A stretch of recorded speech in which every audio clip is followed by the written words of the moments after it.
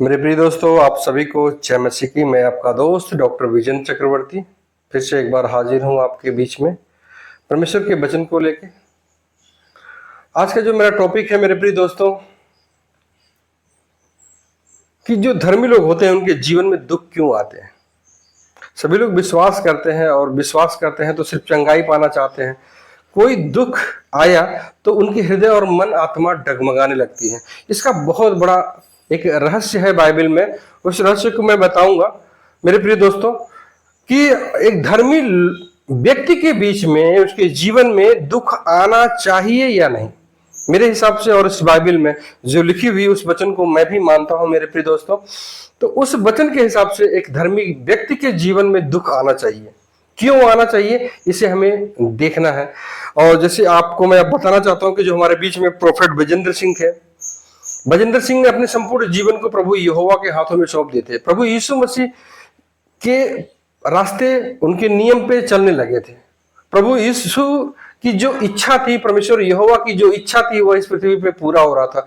लंगड़े देखते थे, लंगड़े चलते थे, अंधे देखते थे, गूंगे बोलते थे, मरे हुए मुर्दे भी मैंने देखा बहुत से जिलाए गए। मेरे प्रिय दोस्तों, तो ऐसा परमेश्वर का चमत्कार प्रभु यीशु मसीह भी इस पृथ्वी पे मरे हुए याजर की जो बेटी थी वो मर गई थी, इसको भी चंगा किए।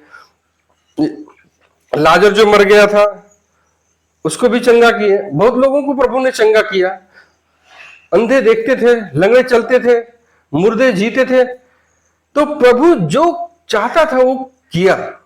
और प्रभु के जो दास लोग होते हैं ना, जो प्रभु, जैसे प्रभु यीशु मसीह के 12 चेले थे, 12 चेलों के साथ प्रभु यीशु मसीह ने सुसमाचार सुनाया। जो सुसमाचार में उनके 12 शिष्य थे वह प्रभु यीशु मसीह के साथ ही रहते थे। प्रभु यीशु मसीह के साथ बैठे, खाए, घूमे, बातें किए।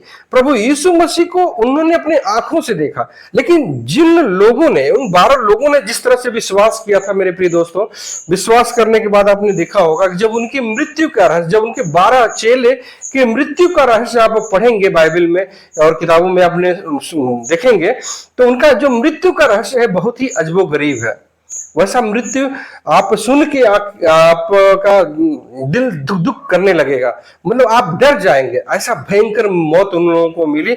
लेकिन उन लोगों ने प्रभु के संदेश को फैलाना बंद नहीं किया। जानते हैं क्यों? क्योंकि उन लोगों ने प्रभु यीशु मसीह के साथ रहे, उनके साथ खाए पिए। वह परमेश्वर जिसने इस जगत को बनाया था, जगत का परमेश्वर, जगत को बनाने वाला परमेश्वर, नीले आसमान में रहने वाला परमेश्वर, हम मनुष्य जाति को बनाने वाले परमेश्वर, वह परमेश्वर जो हमारे बीच में इस जो आज इस पृथ्वी पर फैली हुई है मेरे प्रिय दोस्तों, वह सब कुछ उस परमेश्वर की रचना है। उसने अपने हाथों से हमें बनाया, संसार को बनाया, अपनी समानता और अपने स्वरूप में बनाया। तो जो यीशु मसीह के साथ चले थे, उन लोगों ने अपने आंखों देखा, अपनी आंखों से देखे, और वो एक आंखों देखा एविडेंस है जिस खुदा के वचनों को हम लोग मानते हैं। तो मेरे प्रिय दोस्तों, मेरा आपसे निवेदन है कि जिस वचन को आज मैं आपके बीच में लेके आया हूं कि धर्मी लोगों के जीवन में दुख क्यों आते हैं। बहुत लोगों को देखे होंगे कि वो लोग चर्च में जाते हैं, कलीसिया में जाते हैं, और वह लोग कलीसिया में जाने के बाद क्या करते हैं, कुछ दिन विश्वास करते हैं और बहुत जब जाएंगे तो सरोगर्मी के साथ जाएंगे और बहुत नाच कूद के, बहुत मन लगा के प्रार्थना करते हैं। लेकिन जब कुछ दिन के बाद, कुछ दिन बीतते बीतते उनकी जो सरगर्मी होती है, जो एक्साइटेडपन होता है ना, वो धीरे धीरे लूज होने लगता है, ढीला हो जाता है। वो कभी कभी दूसरे से कहते हैं कि मैंने 1 साल से मैं चर्च में जा रहा हूं, मेरा कोई काम फायदा नहीं हुआ। जैसे संसारिक में थे वैसे यहाँ पे भी है। तो हमेशा लोग अपने अभिलाषाओं को पूरा करने के बीच में लगे रहते हैं। लेकिन वचन ऐसा कहता है ना कि कुछ ऐसी चीजें होती हैं, उसका एक समय होता है जो परमेश्वर प्रोवाइड कराता है अपने बच्चों को। बच्चों से प्रेम करता है हमारा परमेश्वर। आपको विश्वास नहीं तो आप बाइबल को उठाइए और देखिए, परमेश्वर ने अपनी समानता और अपने स्वरूप में हमें बनाया। लेकिन परमेश्वर ने अपने समानता अपने स्वरूप में बनाया था। जैसा परमेश्वर था वैसा मनुष्यों को बना दिया। परमेश्वर ने कहा कि सिर्फ बगीचे के फल को खाने के लिए मना किया। वो बनाया था तो वो मेरा पिता हुआ और हम उसके पुत्र। अगर मेरा पिता मुझे पैदा किया है तो अगर वो कहेगा कि बेटा तुम यहीं पे बैठे रहो, तो मेरा दायित्व तो बनता है कि मुझे उसी जगह बैठे रहना चाहिए। लेकिन हम उसकी आज्ञाओं को तोड़ देते हैं। और हव्वा ने उस फल को खाया, मतलब उस फल के खाने से उसके जीवन में पाप नहीं आया, लेकिन वहां पे परमेश्वर की उस आज्ञा को उन्होंने तोड़ा, तो परमेश्वर हमारा नाराज हुआ। लेकिन नाराजगी होने का मतलब ये नहीं कि परमेश्वर उनको अदन की वाटिका से ऐसे भगा दिया ना, वहां पे भी एक शुद्ध मेमने का बलि होता है, उसके खाल को परमेश्वर ने आदम और हव्वा के शरीर को ढकता है। फिर भी प्रेम अगर नहीं होता तो उनको नंगे भेज देता, लेकिन प्रेम था तभी तो उनको नंगा रहना उचित नहीं समझा, इसलिए एक शुद्ध प्योरिटी से भरे हुए मेमने का बलिदान होता है। मेरे प्रिय दोस्तों, तो जो सामने वाला प्रेम करता है ना, जैसे मैं किसी सामने वाले से प्रेम करता हूं तो मैं उस सामने वाले को तोहफा देना पसंद करूंगा। वैसे जो हमारा नीले आसमान में रहने वाला जो परमेश्वर है, उसने भी हमको बहुत बड़ा तोहफा दिया, इतना बड़ा तोहफा कि हम आप नहीं दे सकते। यूहन्ना रचित सुसमाचार में लिखा है कि परमेश्वर ने जगत से ऐसा प्रेम किया कि उसने अपना इकलौता पुत्र को दे दिया, ताकि जो कोई विश्वास करे वह नाश न हो परंतु अनंत जीवन पाए। मेरे प्रिय दोस्तों, वैसा परमेश्वर का वो एक प्रकार का भेंट है। यीशु मसीह हमारे बीच में आए, परमेश्वर का पुत्र हमारे बीच में आए और मनुष्य के रूप में आए, ताकि हमसे बात कर सके, हमसे बोल सके, हमारी बातों को समझ सके, हमारे दुखों को समझ सके और हम प्रभु की बातों को समझ सके। प्रभु हमारे बीच में आए मनुष्य का रूप पकड़ के। जिसने इस पृथ्वी को बनाया, जिसने जगत को बनाया, सब कुछ जिसने बनाया, वो हमारे बीच में मनुष्य का रूप पकड़ के हमारे लिए आया, हमारे लिए दुख सहा, हमारे लिए मारे कोड़े खाए, हमारे लिए उसके ऊपर थूका गया, हमारे लिए सारी समस्याओं को सहा, हमारे लिए अपने जीते जी अपने आप को क्रूस में का दुख भी सहा। तो मेरे प्रिय दोस्तों, वह एक होता है प्यार, जिसने हमें बचाने के लिए अपने आप को कुर्बान कर दिया। इतना बड़ा तोहफा परमेश्वर ने हमें दिया। जब हम किसी से वो हमारे लिए क्यों कुर्बान हो गया, वजह जानते हैं? जानते इसलिए कि वो हमसे बेहद प्रेम करता था, वो हम उसके बच्चे हैं, वो हमें नाश होने नहीं देना चाहता था, इसलिए परमेश्वर ने अपने एकलौते पुत्र को भेज दिया ताकि हम उसकी बातों को सुने और अनंत काल का वारिस बने। तो हमें अनंत काल के लिए हम बुलाया गया है, परमेश्वर ने हमें अनंत काल के लिए बुलाया गया है। प्रभु पे हमें विश्वास करना चाहिए। मेरे प्रिय दोस्तों, आप सुने होंगे कि यीशु मसीह के जो 12 चेले थे, उन लोगों की बहुत दर्दनाक मौत हुई और उन लोगों ने प्रभु यीशु मसीह के संदेश को पूरे वर्ल्ड में फैलाया। और हम उस खुदा की बातों को विश्वास करते हैं जो आंखों से देखा हुआ परमेश्वर था, जिसने जगत को बनाया था। उसके साथ परमेश्वर के यीशु मसीह के 12 चेले थे साथ में। उन लोगों की आंखों से देखा हुआ हाल जो बाइबल लिखी गई है वो है, उसे हम मानते हैं और हमें विश्वास करना चाहिए। अब जो प्रभु यीशु मसीह के चेले थे, उन लोगों के जीवन में बहुत बड़ी समस्याएं आई थी और हम उतनी बड़ी समस्याओं को नहीं झेल पाएंगे मेरे दोस्तों। इसीलिए झेलने के लिए, मजबूती से बने रहने के लिए परमेश्वर का वचन कहता है, हम लोग देखेंगे इब्रानियों की पुस्तक 12 अध्याय के 5 आयत में ऐसा लिखा हुआ है। हम इब्रानियों की पुस्तक को 12 अध्याय का 5 से लेकर 10 तक पढ़ेंगे।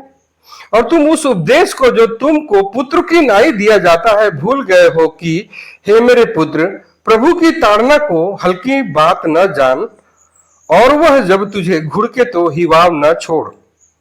6 आयत में लिखा है, क्योंकि प्रभु जिससे प्रेम करता है उसकी ताड़ना भी करता है, और जिसे पुत्र बना लेता है उसको कोड़े भी लगाता है। तुम दुख को ताड़ना समझकर सह लो, परमेश्वर तुम्हें पुत्र जानकर तुम्हारे साथ बर्ताव करता है। वह कौन सा पुत्र है जिसकी ताड़ना पिता नहीं करता? मेरे प्रिय दोस्तों, सच में आप अगर संसारिक पिता है तो आपका जो पुत्र है ना, जो आपका पुत्र है, वह जो बातें आप जो उसे कहेंगे, अगर वह उसकी बातों को नहीं मानेगा तो आप उसको डांटेंगे। अगर वो मान रहा है तो आप चाहेंगे कि मेरा बच्चा कभी भी गलत रास्ते में ना जा सके। जब एक संसारिक पिता होने के नाते आप ऐसा कर सकते हैं, तो जो हमारा स्वर्गीय पिता है, जो हमारा आत्मिक पिता है, यदि वो ताड़ना जिसके भागी सब होते हैं तुम्हारी नहीं हुई, तो तुम पुत्र नहीं पर व्यभिचार की संतान ठहरे। अगर आप प्रभु के रास्ते में चल रहे हैं, अगर आप प्रभु की सभी बातों को, सभी वचनों को आप सुनते हैं, मानते हैं, फॉलो करते हैं, उसके बाद भी आपके जीवन में दुख नहीं आता है, तो कमी आपके अंदर होगी, तब आप प्रभु के संतान नहीं है। हाँ, प्रभु की आज्ञाओं को मानते हैं, वचन को मानते हैं और उसकी इच्छाओं को फॉलो करते हैं, उसके बाद आपके जीवन में दुख आता है, तो आप समझिए कि प्रभु आपसे प्रेम करता है और आपकी प्रभु सुधि भी लेता है। प्रभु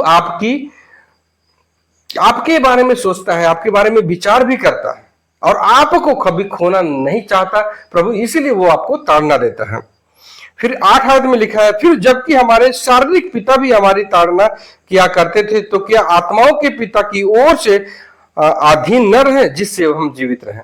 जो संसार के जो पिता लोग होते हैं ना, वो लोग भी हमारी ताड़ना करते हैं कि हमारा पुत्र गलत रास्ते में न जाए और समस्याओं में न आए।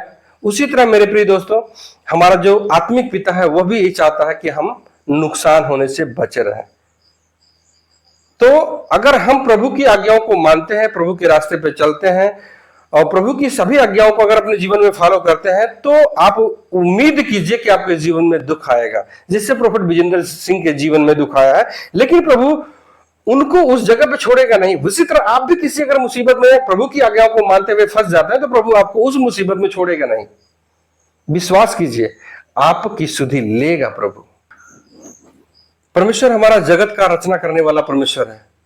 परमेश्वर हमसे प्रेम करता है, तभी तो अपने बच्चों की सुधि लेता है, अपने बच्चों को ताड़ना देता है, ताकि हम शैतान के हाथ में न लगे। और शैतान युक्ति पे युक्ति, युक्ति पे युक्ति फंसाता रहता है ताकि हमें नाश कर दे। हमारा पिता, संसारिक लोग जो होते हैं, उनके जो दुश्मन लोग होते हैं, गांव के लोग, वो चाहते हैं कि वो घर, उसका लड़का बर्बाद हो जाए, लेकिन जो आपका पिता होगा वो नहीं चाहेगा कि मेरा पुत्र बर्बाद हो जाए। तो मेरे प्रिय दोस्तों, प्रेज द लॉर्ड। जो आज का मेरा टॉपिक था कि धर्मी लोगों के जीवन में दुख क्यों आता है, तो आज इस संदर्भ के बारे में मैंने आपको बताया। ये वचन है इब्रानी की पुस्तक 5 अध्याय के 12 अध्याय के 5 से और 10 तक के आयत में सब कुछ लिखा हुआ है, आप उसे एक बार देख सकते हैं। और हम इन वचनों के साथ हम अपने आप को विराम देना चाहते हैं। आइए हम छोटा सा प्रार्थना करते हैं।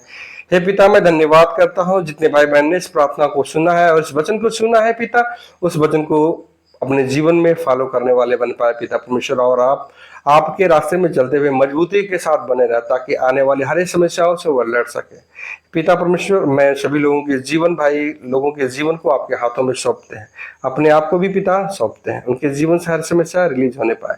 यीशु मसीह के नाम में, आपके नाम में सब कुछ संभव है। धन्यवाद करते हैं पिता कि आपने प्रार्थनाओं को सुन लिया। यीशु मसीह के नाम में दुआ मांगते हैं, सुने और आशीष दें। आमीन। जय मसीह की भाई।